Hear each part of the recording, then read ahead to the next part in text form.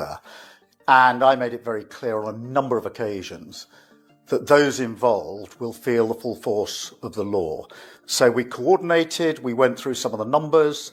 Over 400 people now have been arrested, 100 have been charged, some in relation to online activity, and a number of them are already in court. And I'm now expecting substantive sentencing before the end of this week. That should send a very powerful message to anybody involved, either directly or online, that you are likely to be dealt with within a week, and that nobody should be involved in. Keir Starmer isn't just confronting his critics, he's having them arrested for expressing views he personally finds objectionable.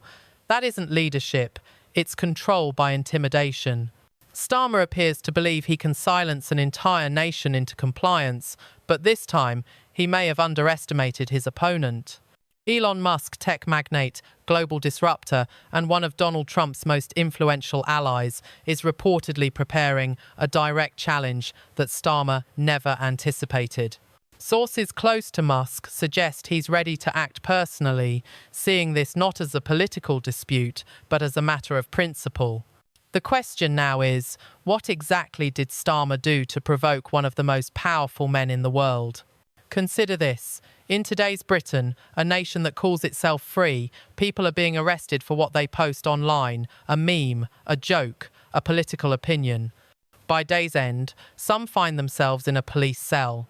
This isn't fiction, it's the reality of modern Britain under Keir Starmer's leadership. Last year alone, more than 12,000 individuals were detained not for violence or incitement, but for supposedly causing Times annoyance **, anxiety **, or Times distress.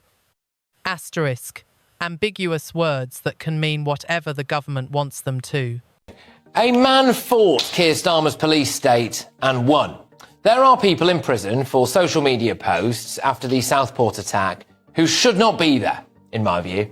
I think that they were scared into pleading guilty.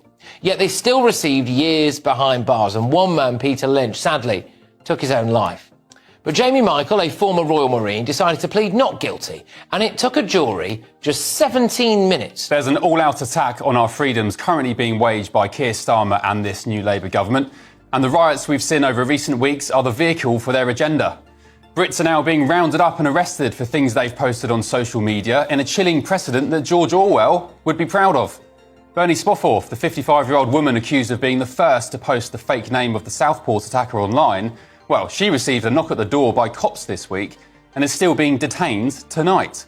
She denies claims that she incited the riots, saying she simply shared previously posted material. And if you attended the riots but simply watched on from the sidelines, well, you're not safe either. A judge this week said anyone who attended the violence, whether they were involved or not, would be refused bail in the court. This is no longer traditional law enforcement, it's emotional policing on a national scale, a system designed not to uphold justice, but to criminalise discomfort and regulate speech through fear. The internet, once a space for free expression, is being transformed into a minefield of state-enforced sensitivity. Section 127 of the Communications Act and Section 1 of the Malicious Communications Act laws, once intended to prevent genuine harassment, have now become digital gags. They're being used as tools of control, enabling police to target ordinary citizens for posts that are sarcastic, offensive, or simply blunt. In today's Britain, that could be enough to earn you a 2A knock at the door. And we do have dedicated police officers who are scouring social media. Their job is to look for this material and then follow up with identification arrests. That's not speculation. It's exactly what the Director of Public Prosecutions has confirmed. The outcome? More than 30 arrests every single day, based on the government's own admitted figures. And remember, 8 police forces failed to respond to information requests. So what's the real total? Almost certainly higher. Keir Starmer's Britain no longer protects the vulnerable, it protects feelings. If your words happen to offend someone's emotions, that alone can now be treated as a crime. Your own freedom of expression, it doesn't factor in. What was once dismissed as thought crime has effectively become law, and Starmer is the architect behind it.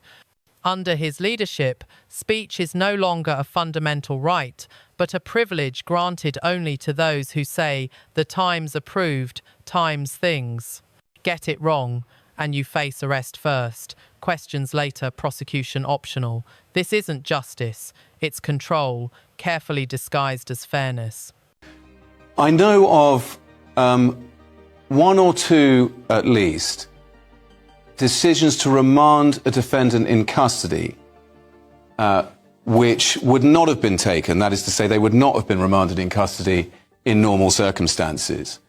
And I think that is likely to have weighed very heavily on those defendants when it came to deciding whether or not to plead guilty. Because when you've been taken from your sofa to a police cell, to a court cell, to a prison cell, all in the space of 48 hours for something that you wouldn't have thought was an offence, the feeling that the system is against you and you're not going to win no matter what is likely to be overwhelming. And so you're more likely to take the discount for pleading guilty and take it on the chin rather than try. Civil liberties groups, the last line of defence for free expression, are now sounding the alarm.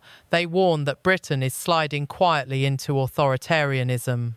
The laws governing online speech are written with deliberate vagueness so broad, so elastic, that they can be stretched to serve almost any political purpose. One day, the offence is grossly offensive. The next, it's causing inconvenience. And tomorrow, it could be something as subjective as failing to align with national values. This ambiguity isn't accidental, it's intentional. It's a framework built to give the state the discretion to decide times, when times to act, and times to silence.